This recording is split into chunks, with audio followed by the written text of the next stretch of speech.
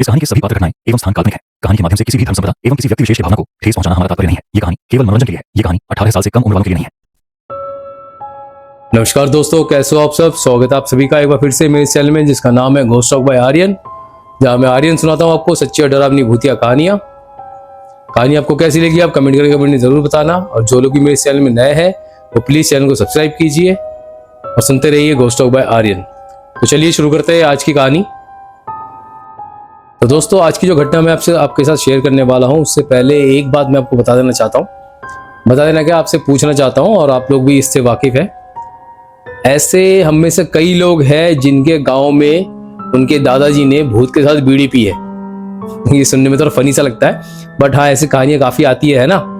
आप में से कुछ लोग भी होंगे जिनके दादी ने कहानी सुनाई होगी कि भाई मैं तो मेरे फलाने पड़ोसी के साथ बीड़ी पी के आया था, भूत के साथ बीड़ी पिया था रेलवे पटरी में बैठ के।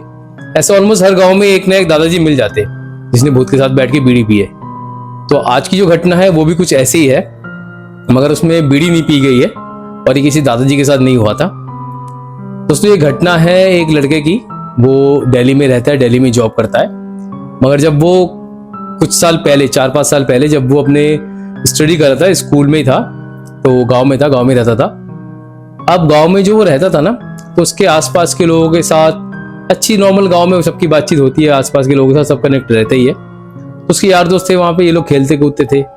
मगर इनके जो बगल में एक अंकल आंटी रहते थे और उनके बेटी भी थे, बच्चे भी थे। तो जो इनके पड़ोसी थे मेन, तो वो अंकल थे बड़े पकाऊ किस्म के। किसी को एक बार रास्ते में पकड़ लेना तो उनको इतना पकाते थे कि मतलब बंदा एकदम उसका पागल हो जाता था। मगर फिर भी अंकल छोड़ते नहीं थे, कोई ना कोई बात निकाल के उसको एग्जाम्पल देना, पकाना, बस अंकल का यही काम था।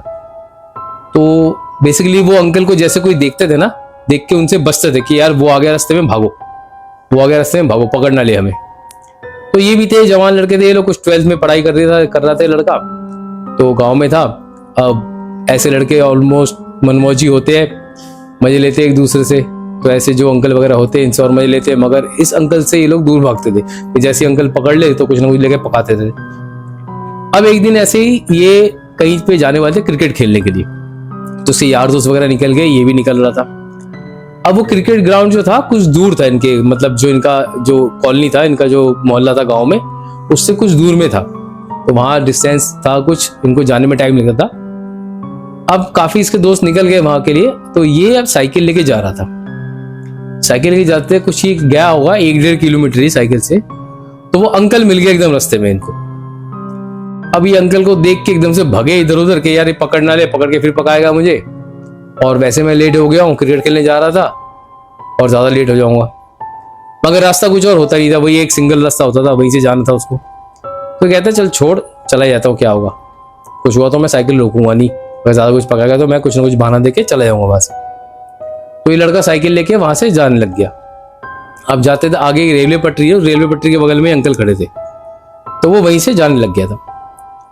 अब इन अंकल ने इसको रोका, इस लड़के को।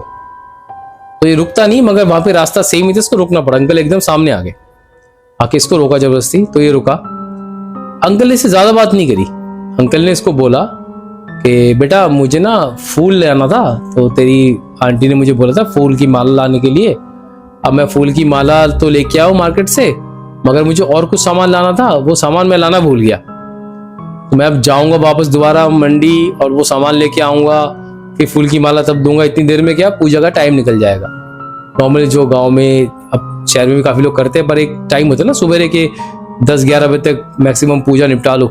वैसे तो पूजा उससे भी जल्दी करी जाती है। तो वो अंकल कहने लगे कि बेटा मैं फिर जाऊंगा मंडी और आऊंगा वापस वहां से, इतनी देर में पूजा का टाइम निकल जाएगा, ये माला तेरी आंटी तक नहीं पहुंच पाएगा, तो पूजा नहीं हो पाएगी आज, या पूजा होगी भी तो बिना माले की होगी। तो तुम एक काम करो, तुम्हारे पास साइकिल है, तुम ये माला लेके अपने आंटी को दे दो थोड़ा, मैं मंडी चला जा रहा हूँ दोबारा सामान लेने के लिए, मैं जो सामान लाना भूल गया था।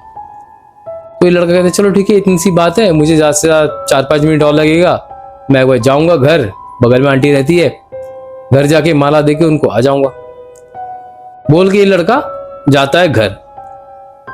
अब जो इनका घर था, गांव में बेसिकली घर कैसे होते हैं, एक घर यहाँ पे है तो कुछ डिस्टेंस में दूसरा घर है, एकदम चिपके चिपके घर नहीं होते कई जगह, कई गाँव में, और कई गाँव में होते भी है। तो ये जाता है वहां पे। अब जाके अपने घर तक पहुंचता ही है, फिर इसके घर के बाद उन अंकल का घर था।